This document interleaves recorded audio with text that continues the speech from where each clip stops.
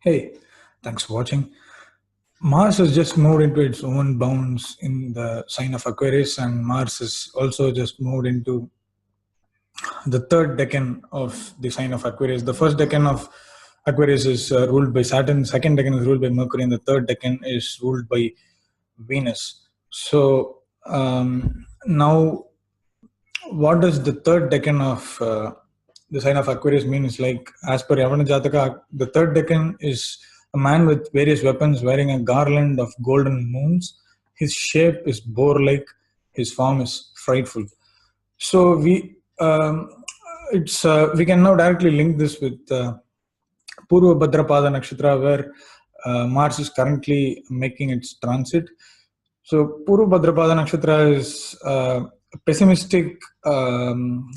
It's a nakshatra that gives us a little bit of pessimistic view of transformation. We are not entirely ready for transformation, but we are kind of forced to make the transformation. And as it is, Aquarius is the sign of revolution, and it is a very positive sign. But this particular thing in that Purva Bhadrapada Nakshatra offers, along with Mars and Purva Bhadrapada Nakshatra,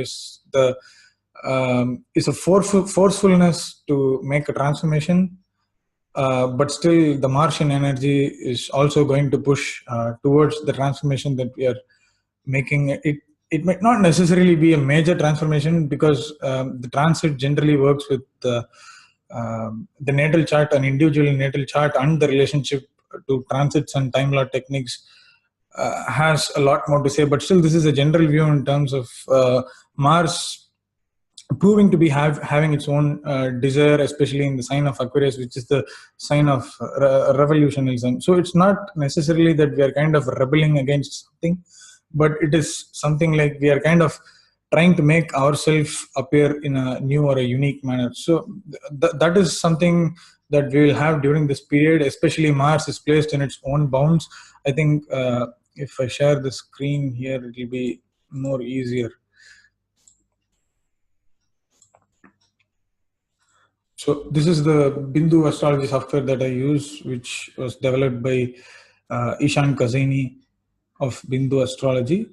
So we see that Mars has just made its way into the third decan of Aquarius. So third decan is it's ruled by Venus, as it is the decan or drekana is the three divisions of a particular zodiac sign, where first decan is ruled by the ruler of that sign. The second decan is ruled by the trine ruler of that sign, first trine ruler, that is the fifth lord from the sign. And third decan is ruled by the ninth lord from the sign in which a planet is placed. So we have the ruler of the decan, Venus, placed in a very strong position. And even though there is not a close trine here, but there is a kind of trine energy that is forming here between Venus and Mars, where we have a little bit of desire or energy that is pushing towards us to move or change something for our own benefit. But still, it might appear to be a bit uncomfortable at the beginning, but that would not be the case as Mars makes its way into the decans, because into this third decan, because Mars is starting its transit in this decan in its own bounds. And I use the Egyptian bounds here. So Mars is placed in its own bounds at around 21 degrees 22 minutes. So the entire Martian energy is kind of adding a lot of desire and motivation towards working for the benefit of it, or benefit of it could be for the benefit of anything that we are currently working with. And it depends upon the individual charts. And if someone has a very prominent Aquarius placement, and if someone is progressing through a ruling period that Mars rules, I think it will be a very significant period in their lives. And and we see that the receiving planet Saturn is actually aspecting the third aspect of Saturn from Vedic astrology point of view, is falling on Mars.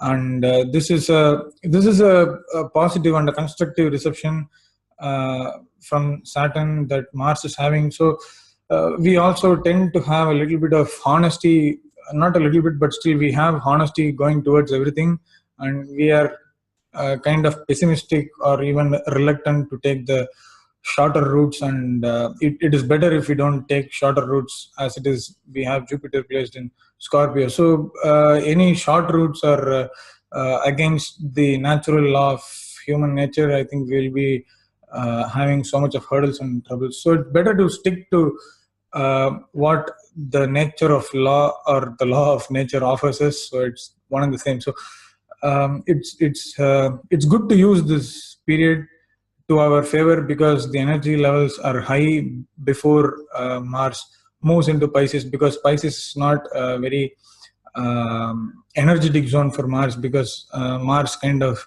feels lazy in Pisces. But that's not the case with Aquarius.